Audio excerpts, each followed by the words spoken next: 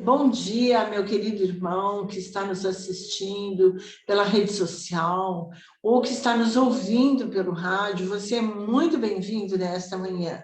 Nesta manhã, nós estamos aqui para mais uma vez estudar as Sagradas Escrituras, aquela que nos dá a nossa direção correta de vida. Fique conosco e seja muito abençoado pela palavra de Deus. Nós vamos ler e estudar somente a palavra de Deus. Vamos orar? Querido Deus, estamos gratos por mais esta oportunidade de estarmos em Tua santa presença e de, em liberdade, podermos ter o estudo de Tua santa palavra. Que o Teu Santo Espírito nos acompanhe, fique conosco e abençoe a cada ouvinte, a cada assistente nosso nessa manhã e as suas famílias também. Que o Senhor nos acompanhe, em nome de Jesus. Amém. Amém. Bom dia a todos, que a graça e a paz do nosso Senhor Jesus Cristo permaneçam com todos vocês, com todos nós. Sempre muito bom, um privilégio nós estarmos juntos para meditarmos na palavra de Deus. Nós sempre buscamos um tema relevante, importante para a nossa reflexão e para a nossa estrutura de fé, para nós pensarmos acerca do que Deus tem planejado para cada um de nós. Nós sabemos que a vontade de Deus é sempre boa, agradável e perfeita. Deus está sempre presente conosco, cumprindo a sua promessa desde o início e reforçada em Jesus Cristo, quando Jesus nos disse que estaria conosco todos os dias até a consumação dos séculos. Quando nós falamos de promessa, nós não podemos esquecer de duas promessas assim, essenciais para a nossa vida cristã. A primeira promessa é a presença de Jesus Cristo, que ele estaria conosco todos os dias até a consumação do século.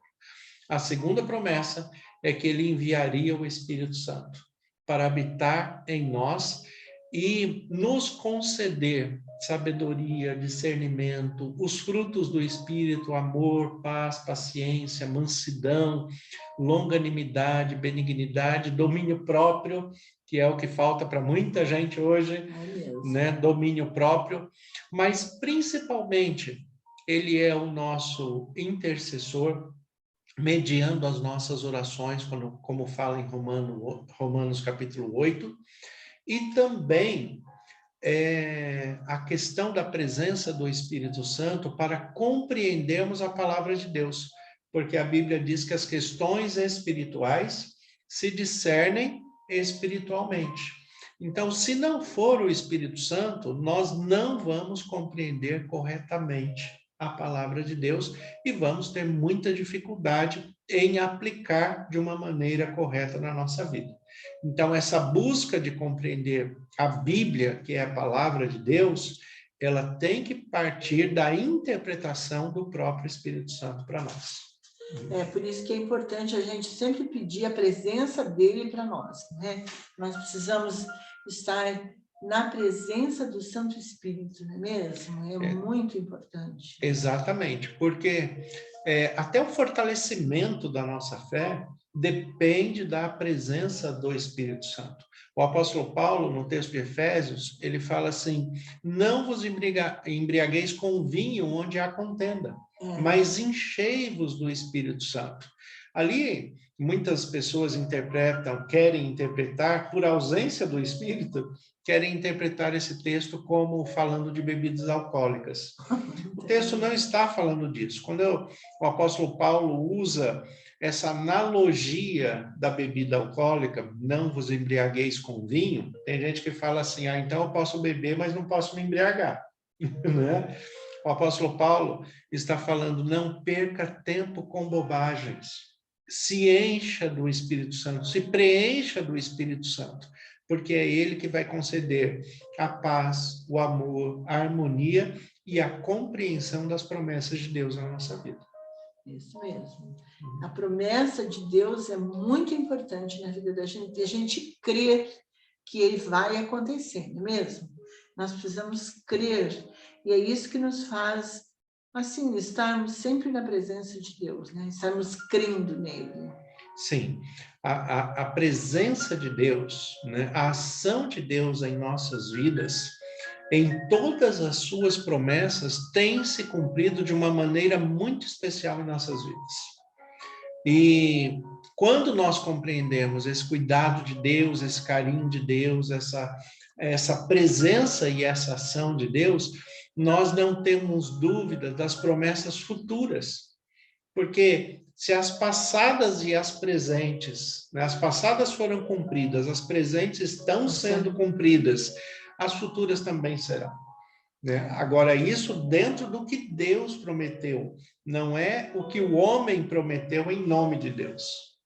Exatamente. Nós precisamos prestar atenção, porque existem promessas com letra maiúscula e promessas com letra minúscula, né? Sim, porque até a própria Bíblia nos ressalta que ai daquele que diz que Deus falou quando ele não falou. Isso daí é um grave erro. Né? Um grave erro, e tem muita gente prometendo muita coisa em nome de Deus e que ele não falou nada disso. Né? Deus, ele pode curar? Pode. Mas ele vai curar a todos? Não. Porque tem pessoas que a melhor cura para ela é a doença. O apóstolo Paulo, por exemplo, todo mundo quer ser curado. Né?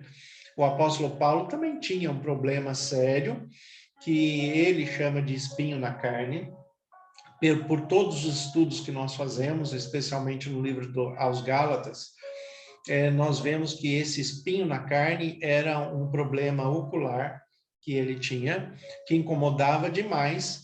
Aliás, o apóstolo Paulo, ele tinha tanta restrição de visão que não era ele que escrevia a carta. Ele ditava e outra pessoa escrevia para ele. Então, ele pede para que Deus o cure. Ele que foi instrumento de Deus para curar tantas pessoas. E a promessa de Deus, Deus não fala, né, que além do seu poder curador, ele ainda não fala que tudo que nós pedimos a ele em nome de Jesus, ele fará? Então... Né? Que ele expelirá demônios e curarão enfermos, né? E o apóstolo Paulo pediu a ele. Ela, olha, Senhor, me cura, porque esse espinho na carne me incomoda. Me cura. E o que ele disse? A minha graça te basta. A minha graça te basta. Né? Por quê? Porque Paulo era uma pessoa difícil. Se ele não tivesse, vamos dizer, essa restrição que o lembrasse que ele é um pecador, ele iria se sentir superior a todo mundo. Ia ficar orgulhoso, né? E é um grave erro na vida da gente a gente ter orgulho, né? Porque a gente não é melhor do que ninguém. Tem gente que fala, né, que ele tem orgulho de ser humilde. Né? Isso não combina, né? Orgulho e humildade não combinam, as duas coisas juntas. Agora, a questão da nossa reflexão de hoje é: quais são as verdadeiras promessas de Deus e o que Deus prometeu a você no dia de hoje? Né? O que Deus tem colocado em sua vida? Um texto interessante aqui da Bíblia, ó. Abraão já era velho, de idade bem avançada, e o Senhor havia abençoado em tudo. A começar, esse é o texto de Gênesis 24, versículo 1. Ele começa falando, Abraão já era velho, de idade bem avançada. Olha o reforço que o texto dá. Era velho de idade bem avançada. Era muito velho, né? Era muito velho. A questão é que para Deus não há limite de idade, não há prazo de validade para a promessa, para as bênçãos de Deus.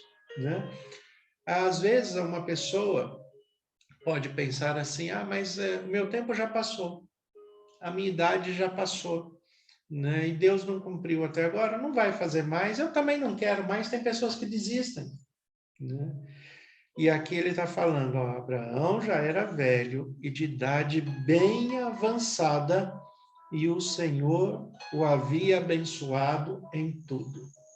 Então, a bênção de Deus, independente da sua idade, seja novo, seja velho, seja como for, quando você se aproxima de Deus, a bênção de Deus vai permanecer na sua vida. Que bom, né? É uma garantia que nós temos, né? Uma nota promissória assinada, né? Exatamente. E das melhores que tem, né?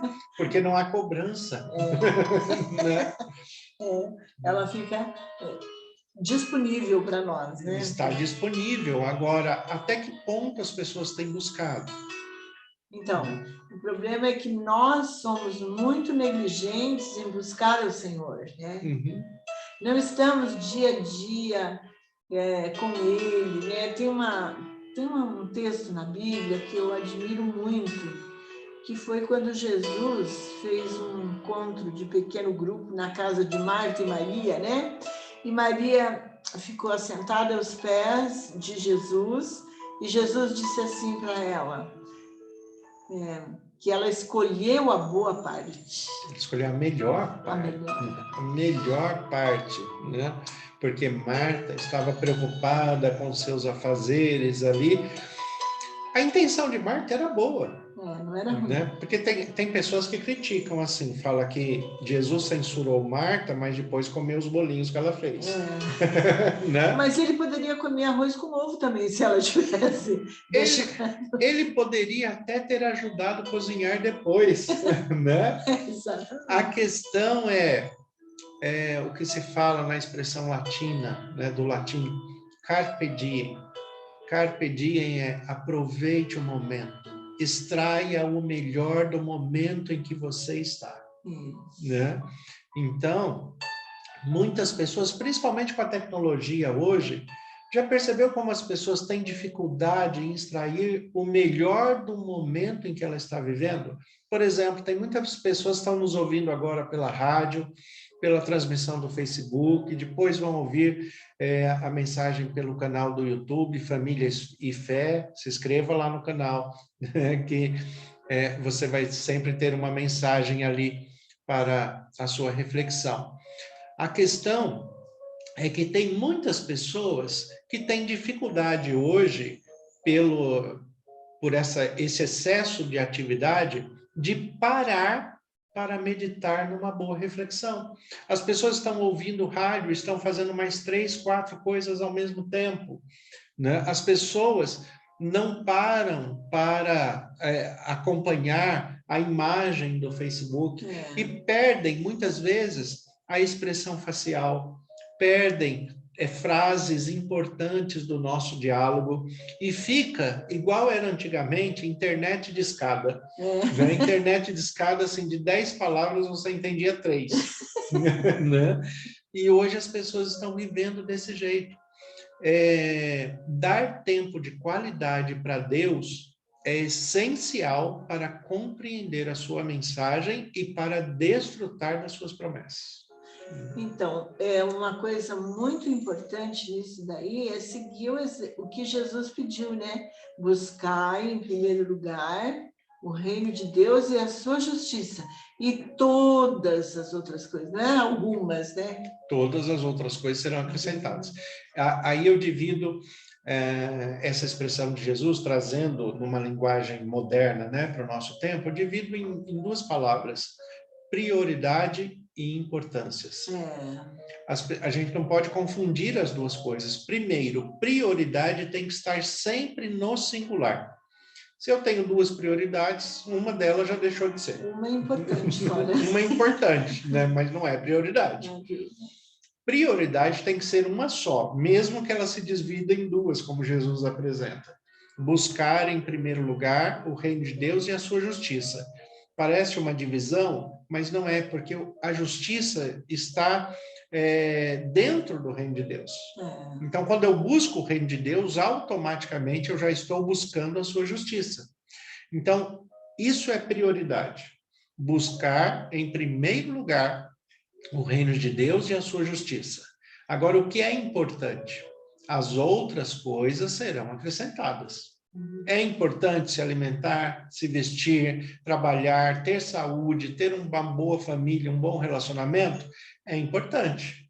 Mas para que eu tenha isso, eu tenho que cumprir uma prioridade. E a prioridade é buscar, em primeiro lugar, o reino de Deus e a sua justiça.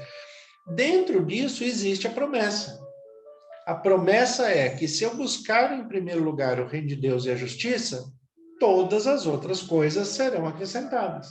Então, isso daí tem sido assim uma verdade na vida da gente, porque Deus não deixou de dar nenhuma das coisas que nós precisamos, porque nós estamos dedicando um tempo de qualidade para ficar com Ele, não é mesmo? Não, pelo contrário. Acrescentou muito. Pelo contrário, nós que buscamos esse relacionamento com Deus, né? A irmã Jo, que tem uma caminhada aí grande já com Deus, né? Eu já tenho um bom tempo, muitos anos aí de caminhada com Deus. O que nós observamos é que quanto mais tempo de qualidade nós damos a Deus, mais nós vivemos descansados, despreocupados, em harmonia com a palavra, com a vida, com a família, e nós recebemos muito mais, como diz a palavra de Deus nós recebemos muito mais do que nós pedimos ou pensamos, segundo o poder dele que opera em nós. Uma outra frase muito bonita da Bíblia. Exatamente. Né? Então, quanto que nós já recebemos de Deus que nós nem pedimos? Isso, né? às vezes. Sabe que eu falo assim, né? De vez em quando eu falo desse testemunho pessoal, eu falo, Deus ele é tão minucioso em observar as nossas necessidades pessoais, quando a gente se entrega de fato para Ele, que Ivone e eu, nós vivemos, assim como todo mundo, um período da nossa vida com uma restrição financeira muito séria, né? E todo mundo passa por isso em algum momento. E nós passamos aqueles dias que você vai no mercado com a lista de compra e não pode sair dali, né? E você tem que olhar o que vai comprar, porque às vezes a marca que você quer não é adequado com o preço, né? Tem que escolher até a marca, né? Até a marca para diminuir o valor, né? Porque R$1 é 1.000, naquele dia é 1.000, né? Então faz diferença. E nós estávamos no mercado, fizemos as nossas compras, né? Tudo contadinho ali, passamos no caixa, e eu fiz um comentário com a Ivone, né? Eu comentei com a Ivone, e não era nenhuma reclamação, era só um comentário diante do que nós estávamos vivendo. Eu falei para ela, olha, hoje eu até estou com vontade de comer um chocolate, né? Mas não está na nossa lista e nós não vamos comprar, né? E só fiz esse comentário. Nós fizemos as compras e fomos para o caixa. Passamos as compras para o caixa, pelo caixa, e daqui a pouco toca uma sirene, né? Toca uma sirene e eu fiquei sem entender nada. Falei, eu não roubei nada, não peguei nada, né? Do que é essa sirene aqui? Daí vem o gerente do supermercado e aquele caixa que eu estava passando naquele momento era aniversário do mercado, que a gente não sabia, e nós ganhamos uma caixa de chocolates. Nossa, como que Deus é maravilhoso, né? Então, Deus, ele sabe o que é necessário para você naquele momento, e nos mínimos detalhes, ele se apresenta. Aquele chocolate não é só Deus fazendo a vontade de um menino mimado, né? Não é isso. Mas é Deus falando, eu estou aqui.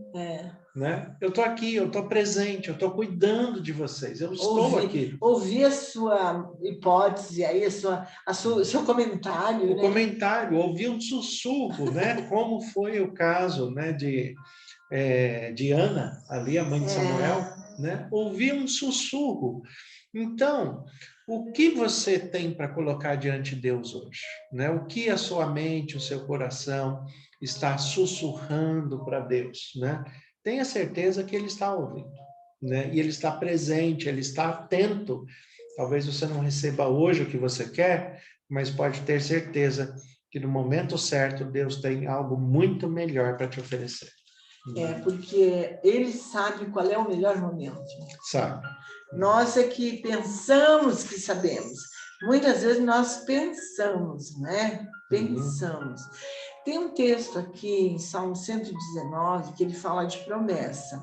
119, o verso 38, ele fala assim, ó: confirma ao teu servo a tua promessa feita aos que te temem, Isso. Confia o teu servo a tua promessa, né? Aqueles que te temem. O temor é algo muito interessante na Bíblia.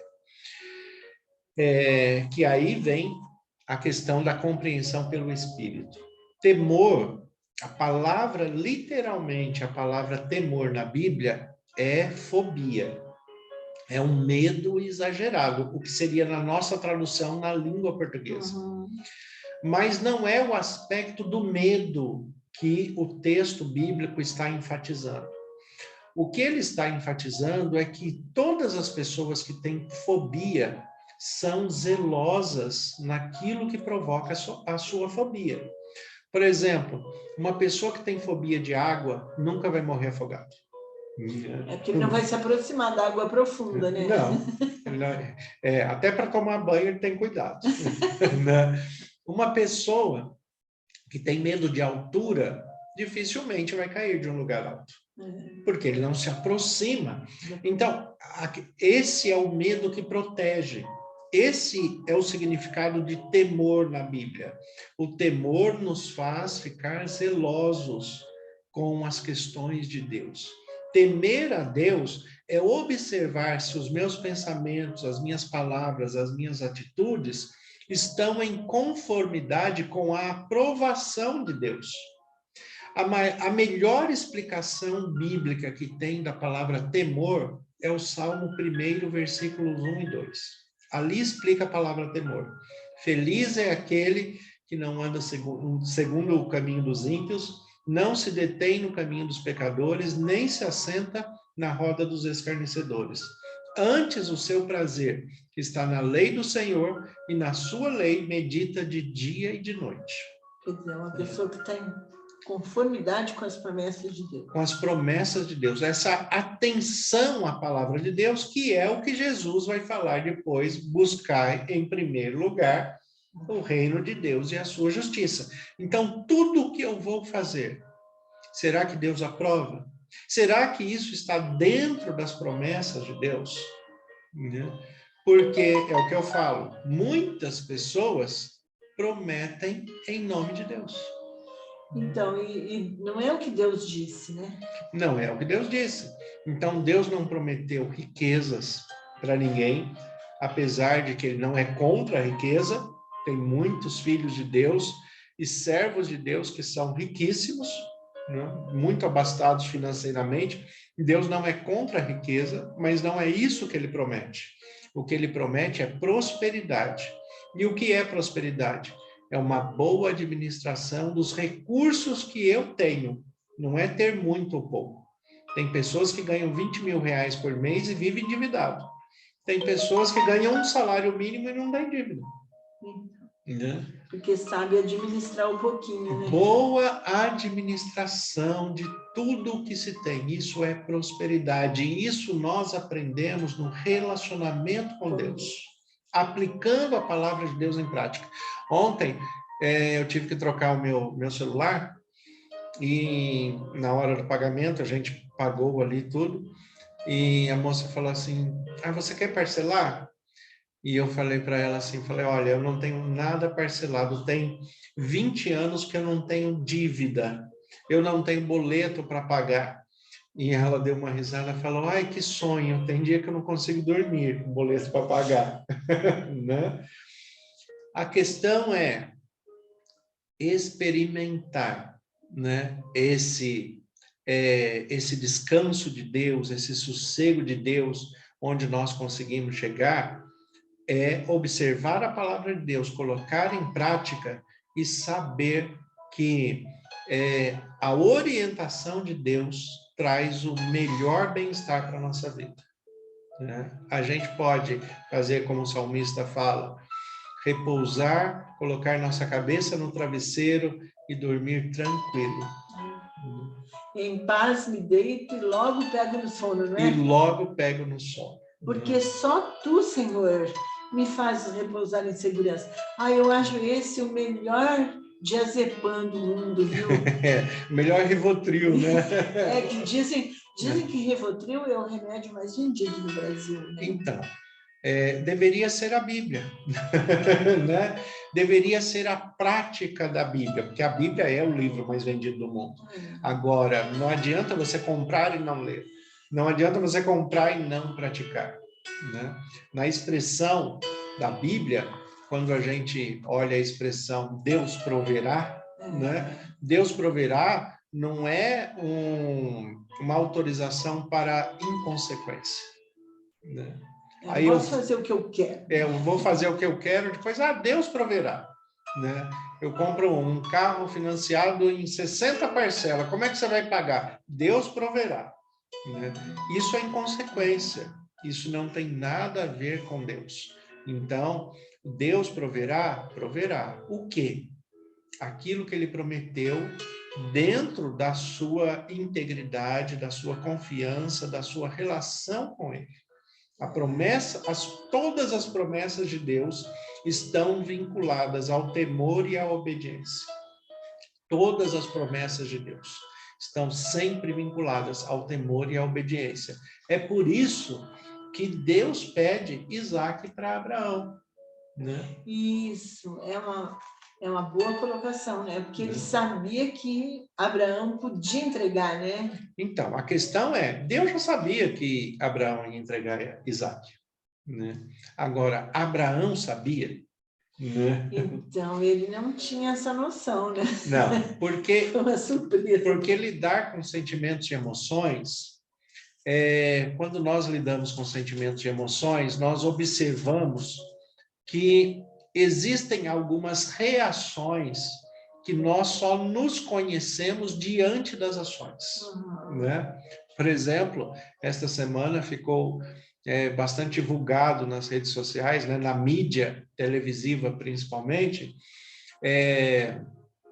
um frei, né, católico, que teve uma reação inusitada com um assaltante que assaltou pela terceira vez a igreja desse pároco, né? E quando essa pessoa assaltou agora pela terceira vez e saiu correndo, o frei pegou o carro, né, e saiu com o carro atrás e atropelou, né? É uma reação que talvez ele mesmo não soubesse que ele seria capaz de fazer isso, porque é uma pessoa que prega a paz, prega o perdão, né, que prega a confiança em Deus, mas dentro de uma situação de estresse, de uma situação de limite, ele teve uma reação que não deveria ter. Então, a questão de Abraão, Deus sabia que ele ia entregar o filho, porque Deus sabe de todas as coisas, mas ele mesmo tinha que experimentar esse desafio, para ele saber quais são os seus limites. E aí, ele falou, não, eu vou entregar, né? E realmente entregou. E se Deus não tivesse intervido, ele teria matado o filho. Que Deus foi na hora certa. Ele teria sacrificado o filho. E a intervenção de Deus, ele quer dizer o quê? Sacrifícios humanos não servem. É o meu sacrifício que vale. Sacrifícios humanos não vão trazer a misericórdia, a graça, a paz que o ser humano precisa. É o sacrifício de Jesus Cristo que traz tudo isso. Eu sou o caminho, a verdade e a vida, né? Jesus disse assim. E ninguém vem ao Pai senão por mim, né? Então, ele não é só o caminho, a verdade e a vida, ele é o único caminho, a única verdade e a única vida. É isso mesmo. É muito interessante a gente fazer essa colocação, porque a promessa de Deus era que Abraão seria uma grande nação, né? Ele só tinha um filho e Deus pediu para ele sacrificar o filho. E aí? Agora, essa relação de Isaac e Abraão é muito interessante, porque Isaac é o filho da promessa, Abraão teve outro filho com Agar, né, que era a concubina ali, era a serva de Sara, na verdade. Concubina não é uma amante. As pessoas, talvez na língua portuguesa, tenham uma ideia diferente do que seja isso. Tanto que o texto bíblico, quando Sara oferece Agar para que Abraão possa gerar o filho, Abraão ele responde, vamos fazer conforme o costume. né? Por quê? Porque Sara já era de idade avançada, Abraão também era de idade avançada, mas o homem, mesmo em idade avançada, continua produzindo espermatozoides, tudo. A mulher, para a sua ovulação, né? E ela, Sara, já era estéril, né? E agora, além de estéril, já não está mais em período fértil, né? Já tinha acessado, né? A Bíblia diz, cessou o costume das mulheres. Sim, então ela já tinha passado a menopausa, né? E aí, o que acontece, né? Qual era o papel de Agar? Sempre naquela cultura, né, existia uma serva, uma escrava, uma mulher mais nova, muito mais nova, que servia exatamente para isso. Quando a mulher não pudesse ter filho, né, que o marido continuasse tendo filho com a outra que é mais nova, né? Só que esse filho, já que ela é uma serva, já que ela é uma escrava, esse filho não pertence a ela. Esse filho pertence ao casal. Ela ficava assim. Né? Então, Sara entende, na sua perspectiva humana, e aí é onde eu falo que nós precisamos compreender a palavra de Deus pelo Espírito Santo. Porque pela compreensão humana vai trazer erros. O que Sara entendeu? Bom, se Agar tiver um filho de Abraão, o filho vai ser meu. Né? Ela pensou isso. E aí nós vamos ter o filho da promessa. Né? E aí ela quis dar uma ajuda para Deus. Então, né? Deus não precisa de ajuda. Deus não precisa de ajuda e quando a gente tenta ajudar, só atrapalha. né? Foi o que aconteceu. Foi o que aconteceu. Mas Deus, na sua misericórdia, né? Ele não permitiu que tirasse o filho de Agar, né? Mas também não permitiu que Agar permanecesse ali. Então, Agar saiu dali com o seu filho Ismael, e Deus fez uma promessa para eles também, né? Eu vou fazer de vocês também uma grande nação. Porque, afinal de contas, o pai é o mesmo, é Abraão. Existe uma promessa com ele, e essa promessa vai passar também para vocês. Mas você não pode viver ali, porque o filho realmente da promessa é outro, é entre o casal. E aí, na velhice, já depois da menopausa, já em período infértil, Sara, que era estéril, né, engravida de Abraão. Tem o seu filho Isaque. Imagina como que era o cuidado de Sara e Abraão com Isaque. Então, eles tinham mais de 90 anos quando o menino nasceu. Imagine, e nem tinha Viagra na época. né? Eles foram restaurados pelo poder de Deus. Né? Agora, imagine como era o amor de Abraão e Isaque por esse menino. O menino que vem na velhice, e aí com a velhice também vem a maturidade, vem a compreensão melhor da vida. A gente fala, né, que as pessoas que têm filhos em idade avançada não cria como filho, cria como neto. Né? Dá muito privilégio, né? Dá muito privilégio, né? Então, a questão é como que era a relação deles. Era uma relação afetiva, um amor muito apegado, muito próximo. Isaac provavelmente era um menino muito mimado, né? Era o único filho, não tinha irmãos, né? Então, Isaac, ele passou a ocupar meio que o lugar de Deus. Ele passou a ser prioridade. E aí Abraão recebe o chamado de Deus e Deus fala, entrega seu filho para mim. Né? Já que você tem ele como prioridade, né? Como prioridade, entrega a sua prioridade para mim. E aí vem essa palavra, olha a beleza da palavra de Deus. Entregue a sua prioridade nas minhas mãos. Quando a gente aprender a entregar as nossas prioridades, né? A nossa, né? Eu falei que prioridade não pode ser plural, né? É mesmo. Né? Quando nós entregarmos a nossa prioridade nas mãos de Deus, Deus vai cumprir a promessa. A promessa de Deus é segura, é certa, né? E aí ele entrega, né? Ele entrega e Deus cumpre a promessa. Esse apego de Isaac com o pai Abraão e a mãe Sara, ele é tão forte que quando a mãe morre, quando Sara morre, Abraão passa a ter um problema com Isaac, né? Por quê? Porque a diferença de idade era muito grande, ali de pai e filho, né? Vamos dizer, quando Isaac tinha 20 anos, Abraão tinha 125, né? Era muito grande a diferença de idade entre os dois. Sara morre. E Isaac agora se sente na obrigação de cuidar do pai. Então Isaac não namora, Isaac não se relaciona com ninguém, né? O que Abraão faz para quebrar isso? E olha a perspectiva de um pai que cuida realmente do seu filho. O que Abraão faz? Ele manda buscar uma esposa para Isaac. Uma esposa que conhecesse o mesmo Deus que ele conhecia, né? Dentro dos padrões, conhecendo o mesmo Deus, que fosse uma mulher trabalhadora, que fosse uma mulher íntegra, acima de tudo, que tivesse um bom relacionamento com Deus, né? E ele pede para que o seu servo vá atrás de uma mulher para Isaac. Por quê? Porque ele fala, meu filho está muito apegado a mim.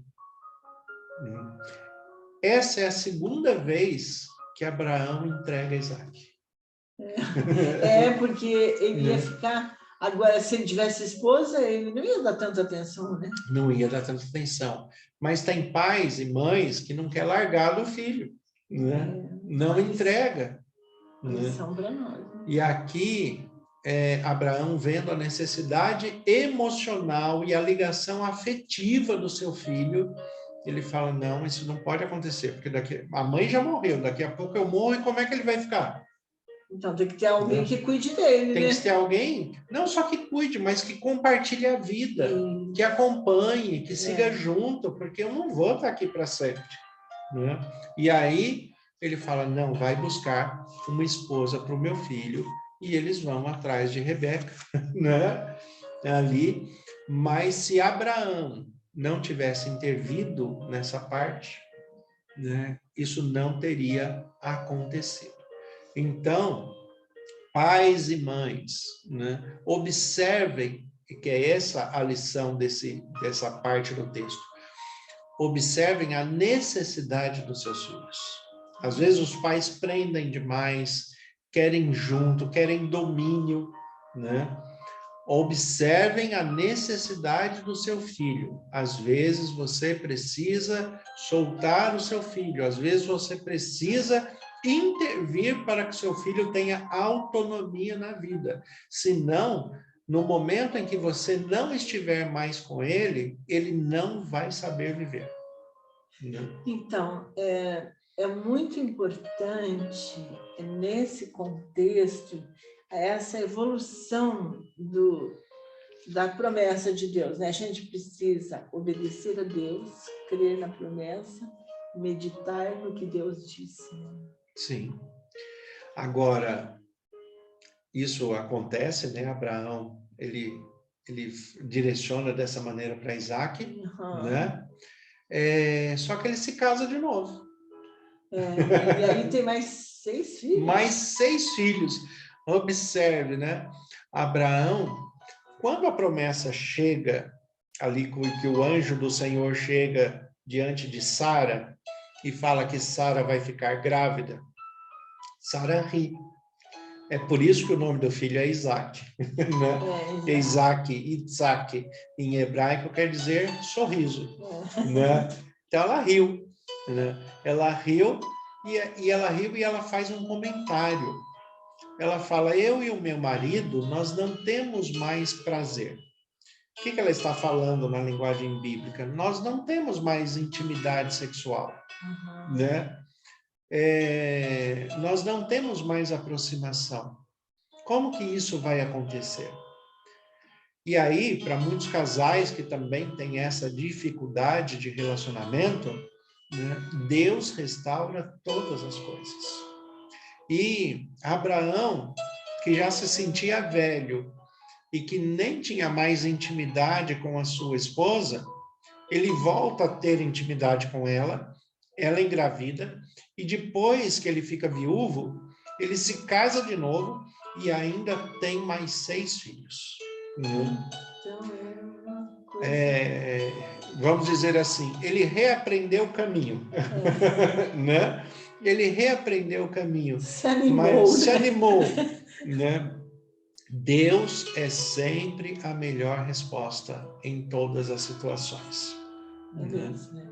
Eu acho que todos nós precisamos aprender isso, porque às vezes nós ficamos confiando na poupança, nós ficamos confiando na tecnologia, nós ficamos confiando em muita coisa que não é certo. Assim como a Bíblia coloca que muitos confiam em carros e cavalos, mas nós confiamos no Senhor. Isso mesmo. Né? Carros e cavalos, naquela época, significava tudo o que nós temos de aparato humano. Nós confiamos em instrumentos humanos para... Nós, na nossa humanidade, confiamos em instrumentos humanos, mas nós, na nossa espiritualidade, confiamos em Deus. E quando nós aprendemos que a confiança em Deus é a melhor atitude que nós podemos ter, nós descansamos no Senhor. Muitas pessoas têm dificuldade porque ao longo do tempo elas vão desanimando, vão cansando, vão vendo algumas promessas não se cumprir, como por exemplo, Provérbios capítulo 13, versículo 12, fala que a esperança que se adia faz adoecer o coração, mas o desejo cumprido é árvore da vida. A esperança que se adia, aquilo que você espera e nunca acontece. Isso adoece. Mas sabe o que a gente aprende ao longo da caminhada com Deus? Que muitas vezes a esperança que se adia é porque a gente está com um foco em um objeto só. Se nós abrirmos o leque da nossa visão, abrirmos o ângulo da nossa visão, nós vamos ver que às vezes aquele foco específico que nós gostaríamos não aconteceu, a esperança que se adia. Mas quantas coisas melhores aconteceu? Então, e a gente só quer, a gente é muito egoísta, né? Muito egoísta, muito mimado, né? Então eu quero, né? O menino gritando por chicória no mercado. Eu quero chicória, né? Tinha um comercial fazendo assim, né? Eu acho que nenhuma criança já gritou por chicória no mercado. Mas a questão é, nós somos meninos mimados fazendo birra. Às vezes a gente fixa um ponto e Deus está realizando grandes coisas, muitas coisas melhores e maiores, mas só porque aquilo que nós queríamos não foi realizado, nós descartamos o resto. Não observamos o resto.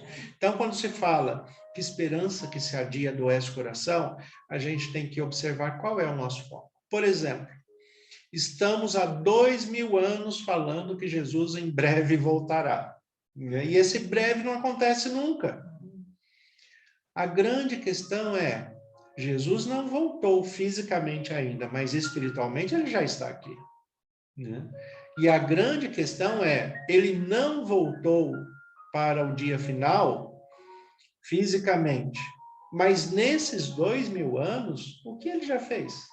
Então, quanto que ele nos ajudou, né? Quanto que ele nos ajudou? Quantas pessoas foram levadas à salvação? Quantas famílias foram reestruturadas? Quanto Deus já fez nesses 2000 anos? Então, às vezes, nós estamos fixando num ponto. Você fixa num ponto, Jesus não voltou, Jesus não voltou. E não olha o que ele fez, né? E como ele agiu na sua vida e como ele está cuidando de você. Então, e ele continua... a gente continua encontrando pessoas interessadas em conhecer o amor de Deus. Eu acho isso muito importante, porque são pessoas que, quando Jesus voltar, se não tivessem nos encontrado, eles não estariam preparados, talvez. Sim. E, né, para todos os que querem buscar, né? Porque Deus procura adoradores que o adorem em espírito e em verdade. Continue buscando, continue adorando, continue buscando esta espiritualidade. E Deus vai conceder aquilo que está no seu coração. Salmo 37. Entrega o seu caminho ao Senhor, confia nele e o mais ele fará. É muito bonito, né? Uhum. Vamos concluir então com uma oração? Pode ser? Vamos. Senhor nosso Deus e Pai, nós te agradecemos pelas tuas promessas, pelas bênçãos, pelos teus cuidados sobre nossas vidas. Como ministro do Evangelho, em nome de Jesus, eu peço que o Senhor abençoe cada irmão, cada irmã que está nos acompanhando, que o Senhor conceda a tua paz, sabedoria, discernimento e direção espiritual. Que o Senhor nos fortaleça, que tenhamos um dia na tua presença e que todos os dias da semana sejam dirigidos pelo teu Espírito Santo, segundo os teus propósitos em nós, em nome de Jesus. Amém. Amém. Deus abençoe a todos. Tenha uma excelente semana, em nome de Jesus. Amém.